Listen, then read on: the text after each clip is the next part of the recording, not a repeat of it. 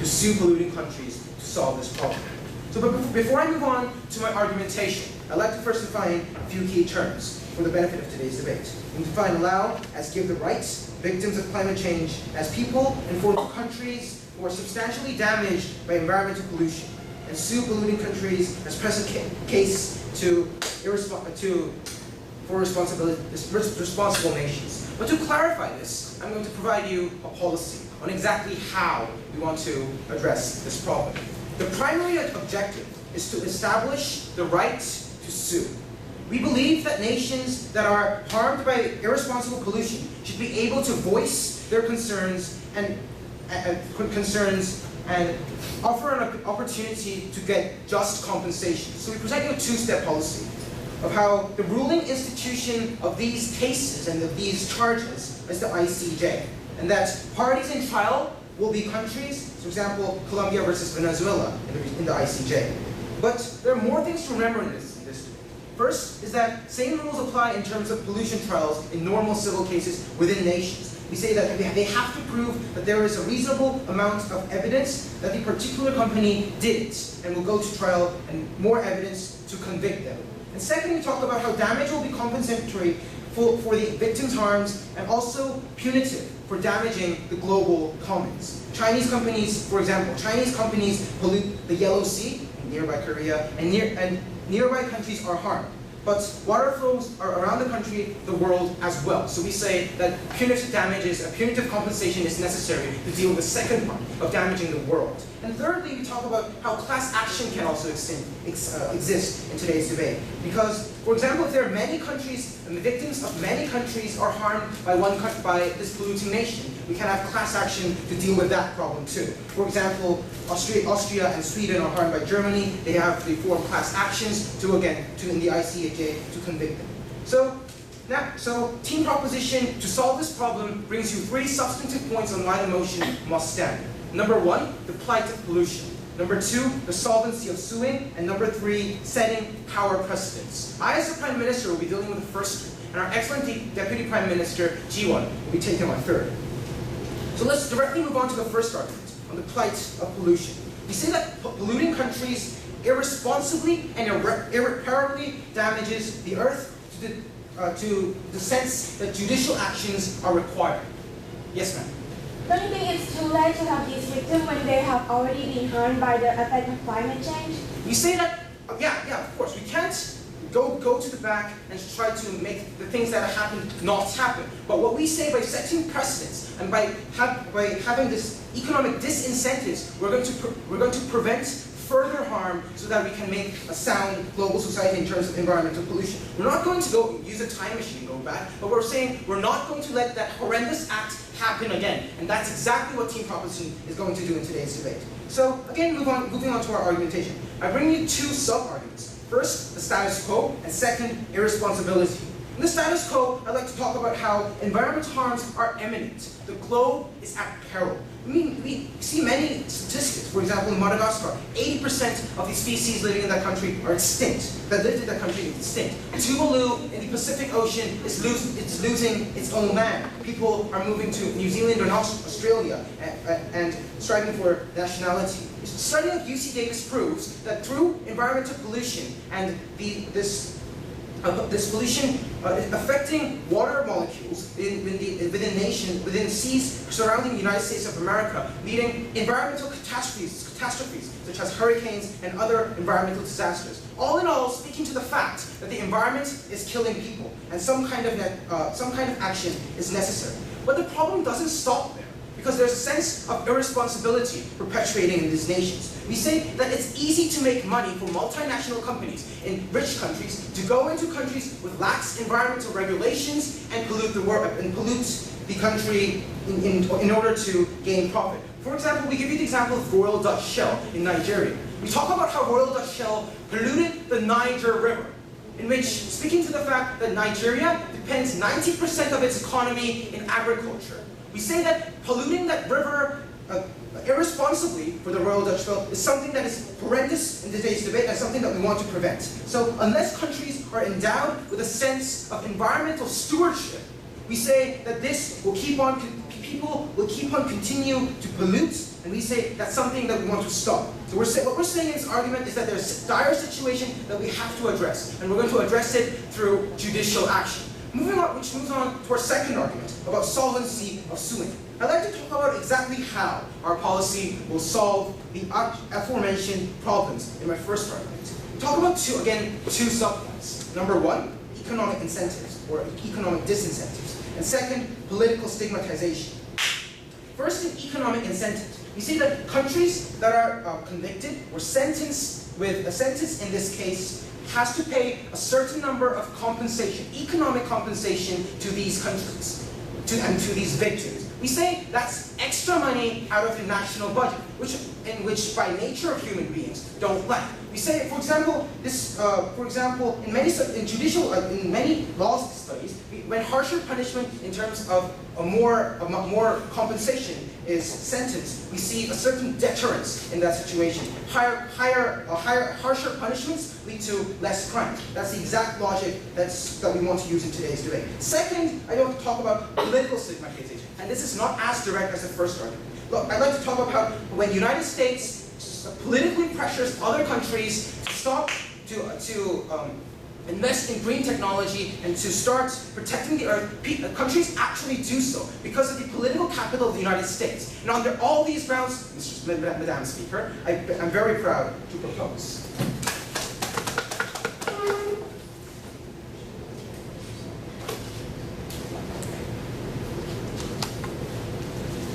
Thank you for the speakers. Now call leader of opposition. Here.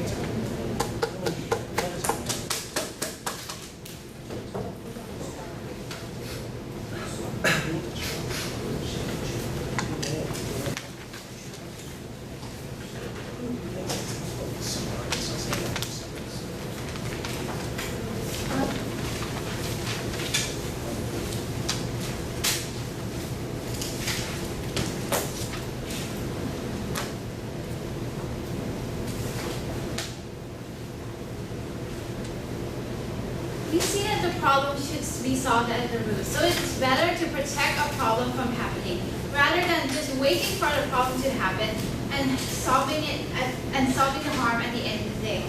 So before I move on to my substantive, I would like to state two main rebuttals. The first rebuttal is about how the government's case is better about suing and just going to solve at the end. And we see that their economic incentive is not enough.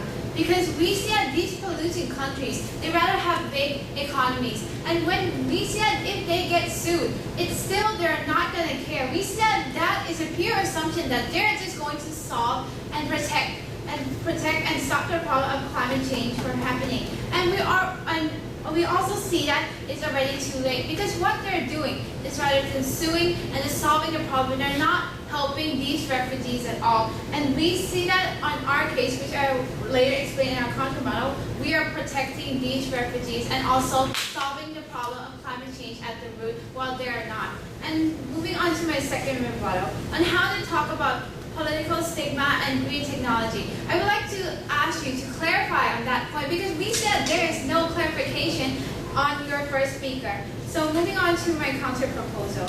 The first part of our counterproposal is that we're going to let the polluting countries use green technology, and we're going to let the United Nations regulate this whole system. And on the second part of our counterproposal, we're going to measure the carbon footprint of each polluting country, and whoever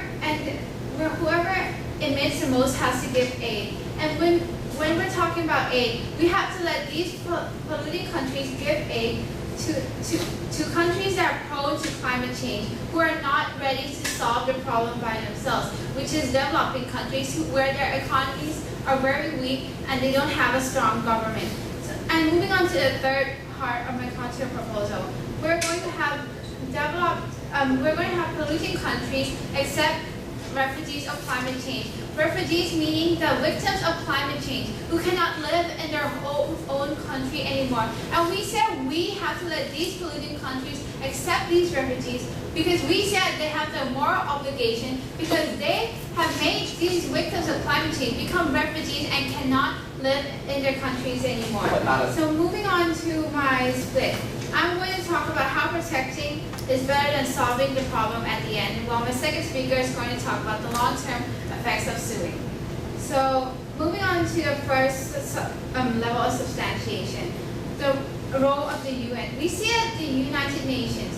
Why we're letting the United Nations regulating it? Because we see that it's the legally recognized source of international authority. And we see that the United Nations have the interest because their motive is to seek cooperation in international law, security, and social equality. That's why we see that the United Nations have the obligation to regulate this whole system to actually protect the security of all the people all around the world. So moving on to my second level of substantiation, how it protects the people. We said what is the most important thing in this debate is to actually acknowledge these refugees and acknowledge the problem to stop the problem from happening. And we see that on our counterproposal, where we are letting these polluting countries use green technology at the start. What it is going to do is going to try to stop the problem of climate change. We are going to let these polluting countries actually change what they're doing, try to change what they're doing so it's going to decrease their pollution levels. And we are also giving aid.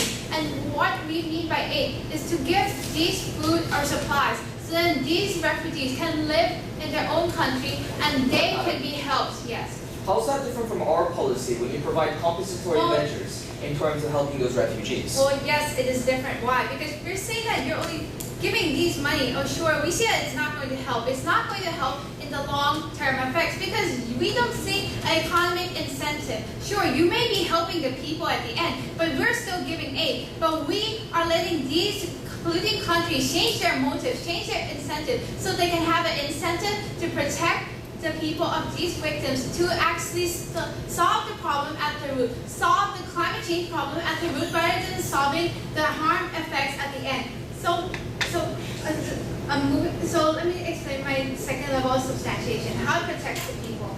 So on our model, when we are making carbon footprint and whoever emits the most actually gives aid, we see that that's going to help the people because we are letting these refugees receive the aid they should deserve. And on our counterproposal, we are also letting the polluting countries accept the victims if they can't live in their own country anymore, where they become refugees. We see that these victims are going to actually have a home. On their proposal, they're not talking about these refugees at all. They're not acknowledging these victims after they have become refugees and they're not going to have a place to live. While on our proposal, we are giving them a place to live. We're giving them a better place so then they can see that they have a better place to live and it's going to acknowledge these people at the end of the day. So let me summarize my speech. So what I have told you today is that we are acknowledging the problem. We are acknowledging the root of the problem and we are trying to solve it. We are trying to let these polluting countries use green technology and we are going to let these polluting countries give aid to the countries that are victims. And we are going to let them accept these refugees. And we see it because these polluting countries actually caused the problem in the first place. That's why they have a moral obligation. On their side, probably they're only having an economic incentive, and we said that is not enough for these countries to go and protect the problem at the root. And we see that in our problem, we are solving the short term, the long term, which my second speaker will explain. And so we see that we are acknowledging everyone, we are acknowledging the polluting countries to help solve the problem. We are acknowledging the refugees to receive the help that they need, the aid, and also the place to live if they don't have a place to live anymore. And we're also letting the UN regulate this whole system because we see that they're an international organization, which our case stands with their goal to seek cooperation in international law and security. So we see that the problem should be solved at the root. We should protect the problem from happening rather than just solving the harms at the end. Thank you.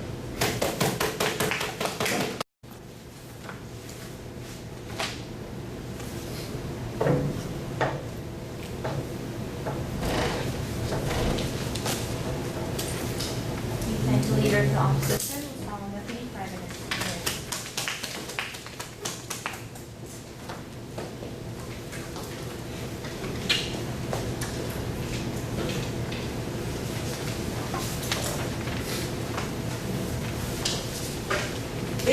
opposition gave you a problem, and we also gave you the solution. What the opposition didn't do is tell us why a solution wouldn't work. They told us many things, so let's start examining their case first. In a POI, they asked us, isn't it not fair because the events already happened? Well, to this we have two responses. Number one, it's not ex post facto if you sue these countries for the pollutions they're emitting in current day. Secondly, we do have precedents of historical mistakes being penalized if the damages are too great for certain countries to bear. And then beyond that, within the Leader of Opposition's own speech, he gave us two rebuttals to our case. Now, our Prime Minister gave you two very clear substantive points. He talked about the plight of pollution and how there's a sense of irresponsibility among nations. And secondly, on the solvency of suing. To that, the first thing she said was that suing is just not going to work because the economic incentive isn't enough. To that, we have three responses. Number one, we say that the punitive and also the compensatory measures are of course going to be proportionate to the damage that these countries caused in the first place. Therefore, there's an automatic economic incentive to not get charged in the first place. Secondly, we also say there are indicators of economic and environmental transference, such as the green GDP. Environmental pollution can also be transferred into economic values. Therefore, compensatory measures can also be done to make sure that the pollution will be far more costly than the production. Thirdly, we say that even under just domestic cases, that we have companies stop polluting because they get convicted of irresponsible pollution. If we provided enough economic incentive for them to not pollute in the first place, which in the same line of logic can be extended to countries so they won't pollute as well. So we've answered the incentive problem. And then they asked the question of asking us to clarify on stigmatization. Well, our Prime Minister was pretty clear when he gave you two forms of stigmatization, economic and political. On the economic side, I've already proven to you that there is an incentive to not pollute, so that's dealt with. In terms of political stigmatization, he told you how even countries such as the United States of America can duress other nations into providing green technology because that's protecting the environment.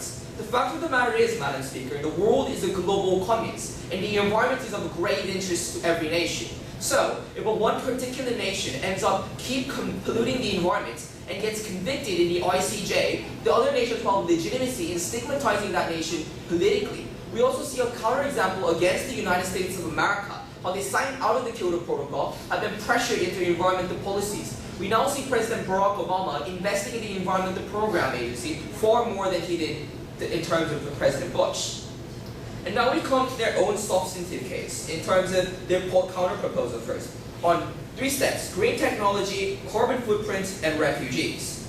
On the green technology part, we have 3 points of refutation. Number one, if the pollution is greater than the amount that green technology decreases, then there's no point in developing the technology in the status quo, because the excess pollution will keep harming the environment. One primary example will be China. It is the biggest investor in green technology next to Japan, but its pollution rates are still the highest in the world and are harming the Yellow Sea, as we exemplified. Secondly, we're already doing this in the status quo. Nations are already developing green technology. We're not seeing a paradigmatic change in taking some responsibility for their environmental actions. Third, we say their policy isn't mutually exclusive. We can make them have green technology and also convict them in the ICJ and allow people to sue them as well. In terms of the carbon footprint, it's already in our policy in a moment now, and saying of course we have to quantify the pollution before we let them sue them. Yes, madam? So, at the end of the day, you're going to wait these people to become a victim first before they can sue the countries. No, madam. As we're going to further explain their substantive, once these nations are going to be allowed to be sued and penalized, they'll have an incentive to not pollute in the first place, which is a greater incentive than green technology, by the way. And then they talked about refugees, but we get confused here because the fact of the matter is that accepting refugees is no different than providing compensatory measures, madam. If you provide measures to house these refugees, like how we did in Haiti, then it's no different than providing a home. Therefore, their policy isn't mutually exclusive. And then they gave us two substantive points on their own. The first one was on the United Nations, and the second was on saving the people, which in the second substantive was the same as the third step of the policy, so it's already been rebutted. So let's look at the United Nations. Well, first of all, number one, just because you have political legitimacy, it doesn't mean you have economic feasibility. How is the United Nations going to fund these projects or manage them when its annual budget is less than the annual profit of McDonald's? Secondly, we've seen Copenhagen, madam. We've seen countries come together and do something about it, but with zero money has been collected for the conference. We see the same thing is going to happen if you only have political legitimacy. We need some kind of political stigmatization and economic incentive to be applied to these countries. Now, having dealt with that, let's move on to our own substantive on the power of precedence. What we say on side proposition today is that there is an importance in having a court.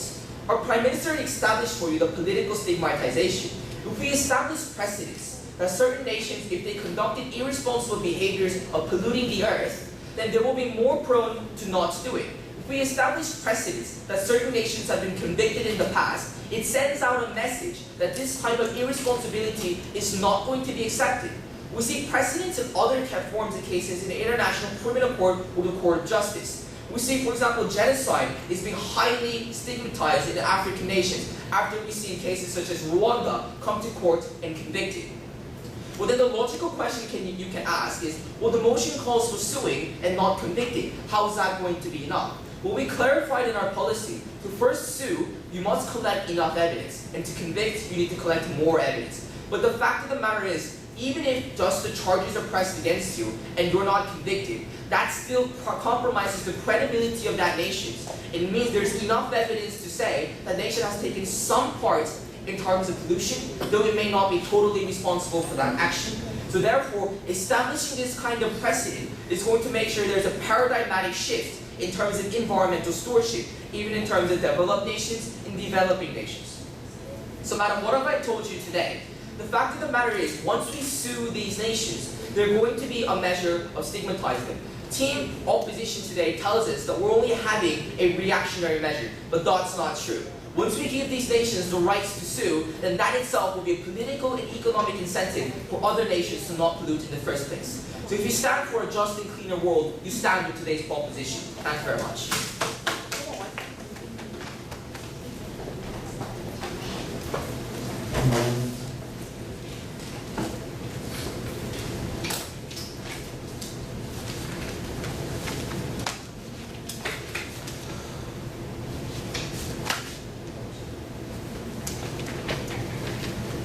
Previous speaker, now calling Deputy Leader of Opposition. It's better to protect a problem to be happening rather than waiting for the problem to happen and suing them. Before I move on to my argument, please allow me to give the government a brief rebuttal. Before rebuttal, I would like to answer that question to us so many times that why the suing will not be happen so much because their mechanism will prevent them from happening. But we see that by going with the government side, they never provide us enough incentive of why they should do something like that. Because firstly, we see that the corporation, the polluting country, want to develop their economy. They have their economic incentive, and by going with their economic incentive, we see that if they need to pay some people back, they just make enough money. They just make more money. Like if in the present day, they make 100%, and they get charged 50% of making some people against climate change. We see that they might get enough who having income from 200% and when they get charged, it's only 100%. And we see that this is why the polluting country do not remember and do not understand that why I should not do that, because they just go ahead and create more pollution, and at the end of the day, they just pay money back because they see that I have money, I can pay them back, and it is not think at the root cause.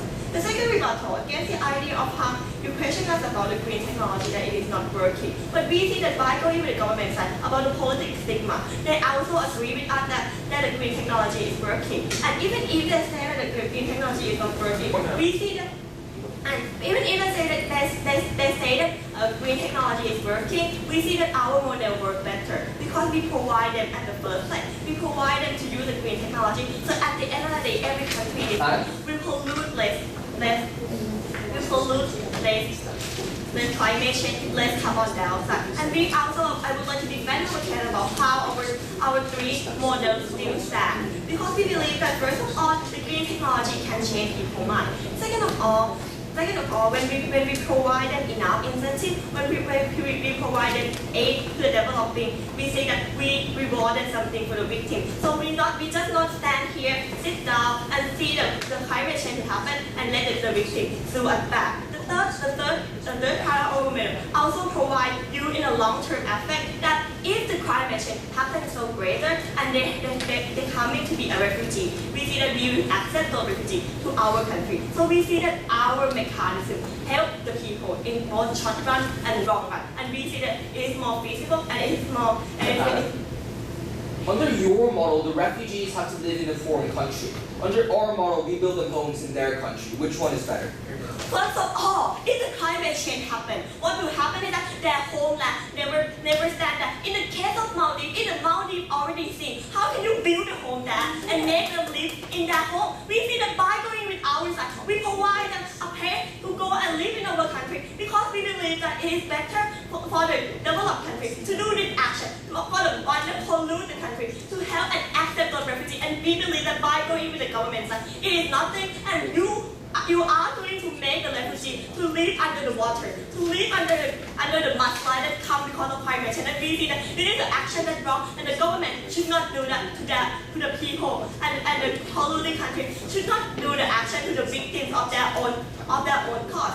Move on to my argument. My argument is about how suing creates a long-term effect to the people. I have divided two substantiation. The first top level of my substantiation is that how it is going to affect in the short run. We see that when you go with a sue, we see the sue only help people when people already happen and when people already get affected. We see that it is not safe, and we see that it is not enough incentive for the green technology and all the mechanisms to help solve this problem. And we see that by going with your side, the problem will happen and nothing will cancel. Because we believe that when the people get hurt, because we believe that when the people suffer from the climate change, we need to help and to protect this problem before it happens. We believe that by going with our side, we provide them aid and then we provide them green technology. We provide them everything to make sure that after polluting country, we will pollute less carbon. So at the end of the day, with less carbon, it means that climate change will happen rather slower. And when the climate change happens rather slower, we see that the victims of climate change will be lesser. And we see that it is the only way that can help problem to get slower. In the long run, we move on to the second level of substantiation. We believe that what happened in the long run is that the government side never provide us anything of if the climate change happens, what's going to be. We see that by going with our side, we provide them refugees. We provide them to have a chance to go into the foreign country that pollute so much carbon dioxide and make them live there. We see that we provide them more things, and even if it's not the case, we see that we already provided green technology for the polluting country. So the polluting country will understand and learn that I should do that. I should not pollute so much. Because if I pollute so much, at the end I may need to accept the refugee to live in my country. And comparing these two ways between paying a lot of money and letting the people become a refugee in the country, we see that the country will see that to receive a refugee in the country is more harm and it is harder for them to do that. So we believe that by going with our side, provide you more incentive and provide you to why we should do that and why we should not go with the government side. We believe that for the long run, it already helped people in both cases. We already help people for the polluting country because we provide them green technology, so they use green technology, their economy still growing, and we already saw the problem on the victims because the victims still stand in the society. They will get the aid from the polluting country, and they still learn to live and to adapt in this place. We see that by going with our side, we provide you more incentive, we provide you more visibility of what's going to happen because actually all the examples that the government side provide us in today's debate is what's going to happen if the climate change happen, and we see that yes, if the climate change happen, we need to solve them, and we just not ignore them and let them stay in the place and we do nothing. And we not only let them sue because we see that the sue is only solve the problem at the end. It's not solve the problem at the root cause. So we believe that the only way to solve the problem is to solve by the root cause to prevent it from happening. Thank you very much.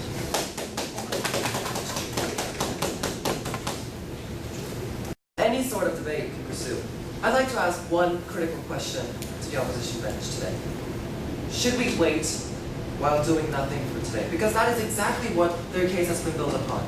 They are going to take what is a so-called preemptive measure, which is not preemptive at all, which we have to wait for months, for years, and which is already underway, and obviously not working for the current status quo. But before I can proceed any further, I'd like to actually provide you, Madam Speaker, with the basic structure of how my speech will proceed. I'd first like to give a few remarks regarding the Deputy Leader of Opposition speech, and then I'd like to move on to our clashes, and briefly mention about the two most critical assumptions that the opposition side has made today.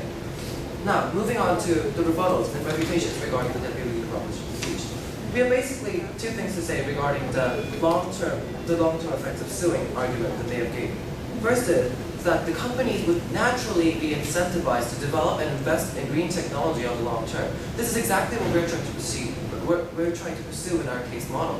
If they're going to be on the long term affected, then why is a long term effect regarding suing such a big thing to worry about? What we're saying is that on the long term, that we're building precedents and we're also building incentivizations, which is enough to solve the problem at hand and which is enough to actually create a change, which they have failed to mention, which they have constantly and incessantly failed to mention. Also, they have constantly brought up the fact that we do not have enough incentives regarding our suing. What we say to that is that suing in itself is an incentive against these sorts of global pollutions and crimes. An example we can give parallel to this is that if we make laws that would prevent and that would penalize people from robbing or murdering, then less murders and less robbery would occur. This is exactly the same with climate change. Why should there be a difference in climate change and murder only in scale and only in scale and it's also we want to mention something regarding the proportionate to damage that regarding the incentives. Let's say that a company creates yields 100 worth of revenue. And what we're saying is that, no thank you ma'am, but what we're saying is that we're going to take 120 and we're saying that taking more than they make is enough incentivization for them to improve and to lessen their pollution and improve their technology so that they would be less polluting. So we believe that we have made enough rebuttals to make sure that their second substantive argument totally comes. Now moving on to our clashes, but before we do that, briefly mentioning on the assumptions of today's opposition bench. There were two assumptions, but basically the first one is that suing in itself is not enough incentive to actually create a change. The second incentive was that if we pursue a so-called preemptive measure, as they had said today, immediate change would follow. What we would do through our clashes today is prove that both of these assumptions are totally false, and since their entire case was built upon these assumptions, their entire case therefore crumbles. Now, leading on to our first clash, that of direct action, of which side provided a case model with a more direct action to the problem at hand. But what we want to say to this is that actually ours is more direct and, most importantly, more prompt. The first thing to mention about this is that we are dealing with the current day, as mentioned as a refutation to the point of information given during the Prime Minister's speech. We are dealing with problems of today, and we are dealing with the damages that have been inflicted to these victims, and we are dealing to compensate for them, to make punitive measures that make sure and ensure that in the long term and in the current status quo, we can actually make a change and we can actually compensate for these people who were damaged. Also, we want to mention that historical mistakes have always been penalized and need to be addressed as well, which is exactly what we're trying to do. By penalizing and by compensating for actions that have already been taken, by damages that have already been ensured, we're making sure that we are dealing with the current status quo, and also we're making precedents that would lead to less pollution and less damages in the future as well. Also, and as a last refutation, we also like to mention that the need for immediate help to those who have been damaged is always needed, and that the need for a measure that can actually and more directly, more promptly compensate to those who are in need and to those who have been affected needs to ensue.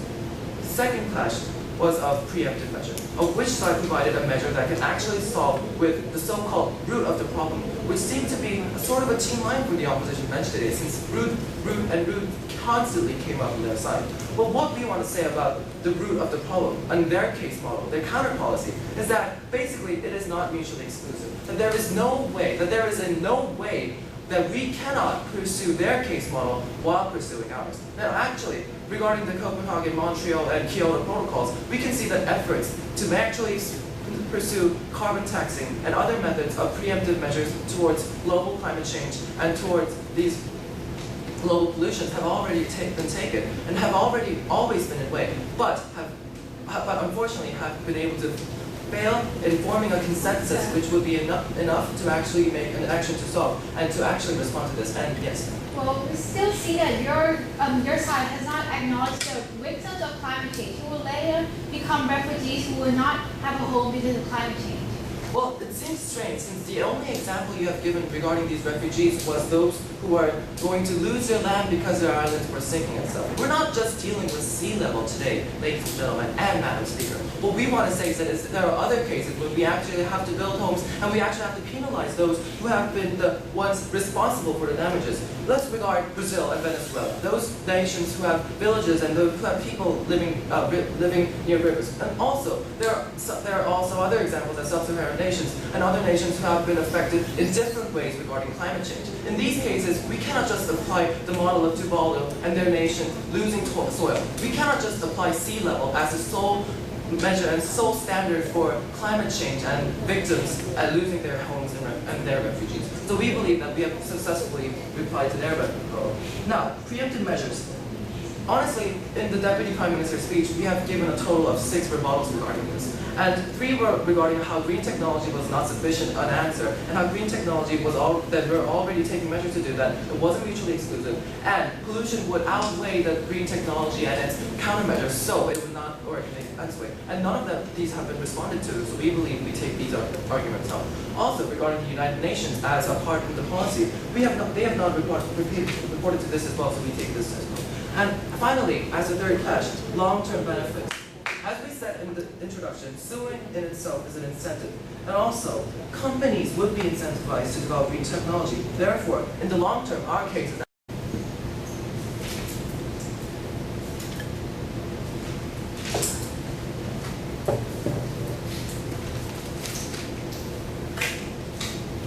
The problem should be solved at the root, so therefore it is better to protect the problem from happening, rather than waiting for the problem to happen and solve it at the end of the day.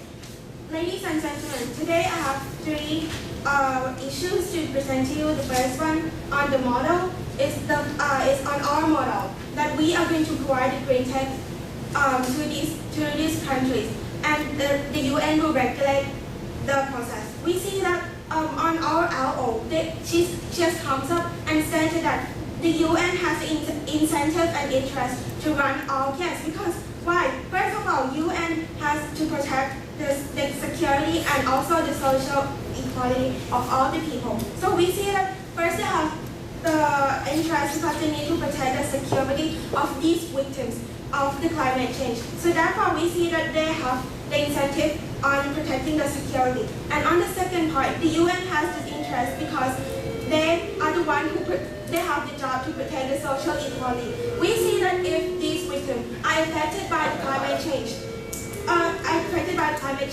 they would be run out of homes, and therefore that is not a social equality in the world. So therefore we see that that is the interest of the UN to come up and regulate this system. So moving on to the green technology part, we see that the problem in the status quo is that there is a problem in how these industries will run. They are not using the green technologies in the amount that is enough to reduce the climate change. So therefore, we are going to make them change how they run it by making them use green technologies. And we see that this will bring this industry into the point that they have enough green technologies, to the point that they can actually create an effect to the climate changes. So we see that we are taking care of the problem at the root, which is how the pollution occurs, and moreover, we will let this industry run their own business and run their own economy without affecting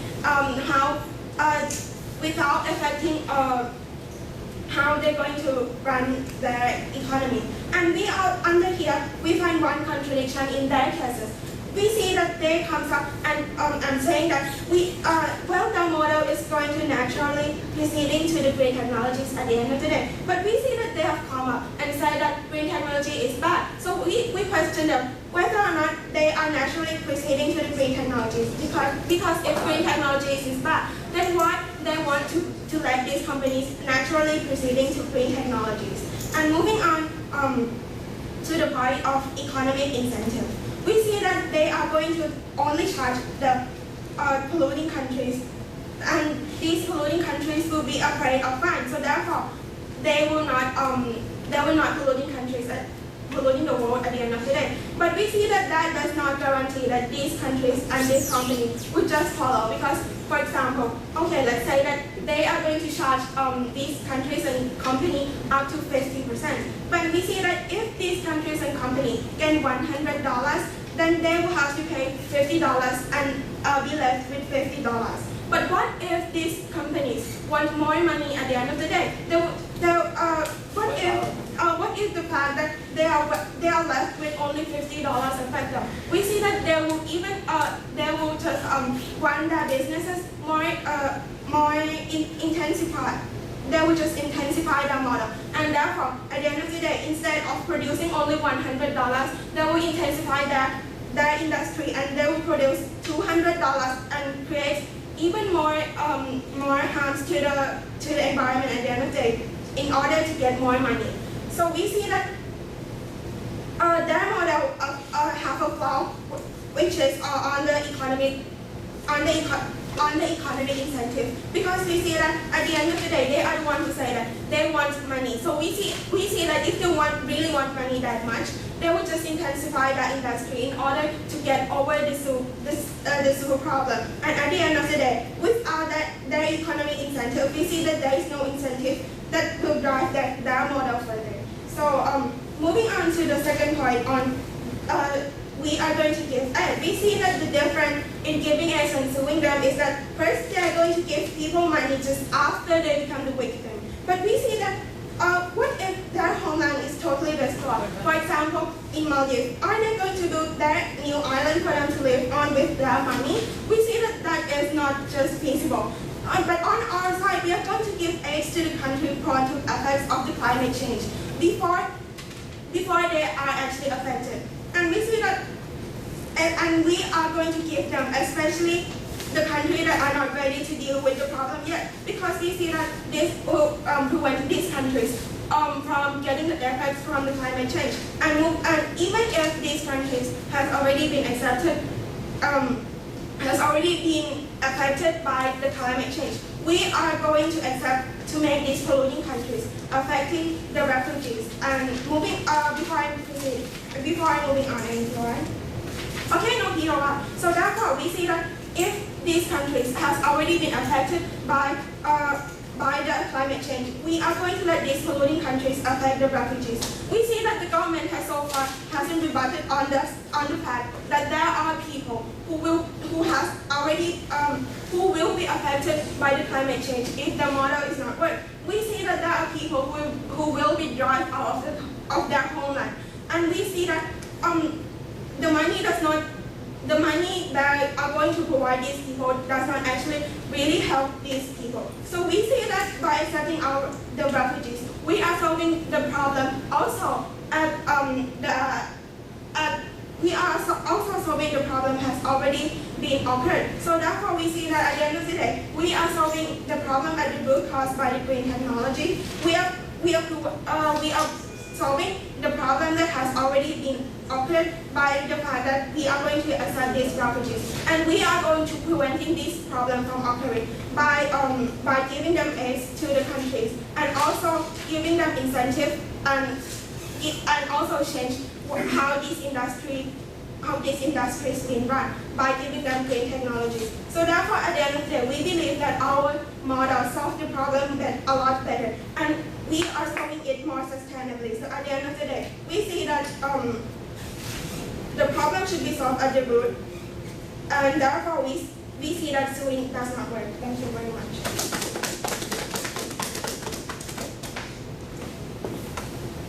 We thank the opposition with. Let's now call on opposition reply.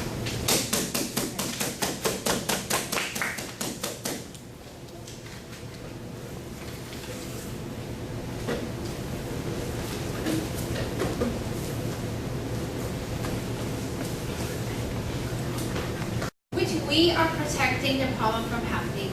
And while their side is actually solving the problem when it already has happened and just solving the effects. So we see that the government's whole case is actually built on economic incentive and political stigma. And we said all of that is actually a pure assumption, which I will later analyze it for you. So we said your whole case crumbles as well. So before I move on to my two questions, we would like to ask for clarification, because we see that your side has not actually clarified whether you are using green technology or not. Because we said there has already been a contradiction, which my whip has said. Because you came up here and saying that you are going to use green technology to actually help solve the problem at the end of the day. But then you came up later and started saying that green technology is bad and started attacking our case. But we see that you're attacking your case as well. So let me move on to my two questions which may rise up in your mind. The first question, is economic incentive enough? We see that it is not enough, ladies and gentlemen, because what you have said, you said your case is actually proportion to the carbon they emitted. But we see that your side has still been unable to recognize that those polluting countries' economies are actually very large, and we see that they're not going to care. Because we said you just assume that the suing is going to work. You just assume that suing is going to be the economic incentive. But we say at the end of the day, your economic incentive is not enough for these polluting countries, because we see that these polluting countries are not going to take action if you just go and sue them. We say it's not going to take action at all. So moving on to my second question, who is helping climate change victims? We said your side has only talked about compensation, talking about how you're going to sue these polluting countries and actually use the money to build homes for these victims. Well, we said that we are also giving aid as well. We are giving aid to actually help these victims as well. So we said on that point our model is the same. But we said, well, it comes down to this: whether you are helping the refugees or not. The victims who later will become refugees when these refugees have no home because of climate change. Who is actually acknowledging them? Well, we said our side is actually accepting these refugees who are not going to have a home at the end of the day. But your side is what you only have attacked on that point, is saying that, oh, Maldives, our example of Maldives is not enough, how sea levels are not the only factor. But we see that, oh, well, your case is actually not helping these refugees at all. We said you're not letting these refugees at home. You just assume that they're not going to have refugees at the end of the day. So we see that we are acknowledging these victims and also these victims who will later become refugees because they have no home. So let me summarize my speech. So we said on all their case, their economic incentive is just not enough. And what they said about political stigma, how countries are going to follow other countries to actually use green technology. Well, we said your incentive is still not enough because you have not given any proof on how this is actually going to work. Well, we said in our case, we have given you proof. We see that on our case, we have 3 points of our mechanism. The first point, which is actually going to use green technology. The second point is giving aid. The third point is accepting these refugees when they have no home. So we said in our point, we are helping these refugees more. We are providing them aid. We are letting these victims who don't have a home because of climate change actually have a home. But on your side, you're just building them homes and giving them aid and actually doing nothing when they have no home. So we said on that point, we are protecting a problem from happening. We are giving them incentive to actually solve the problem at the root. But your side is not doing that at all. And we see that at the end of the day, the problem should be solved at the root. Thank you. We thank the entire opposition bench. So now call opposition retired.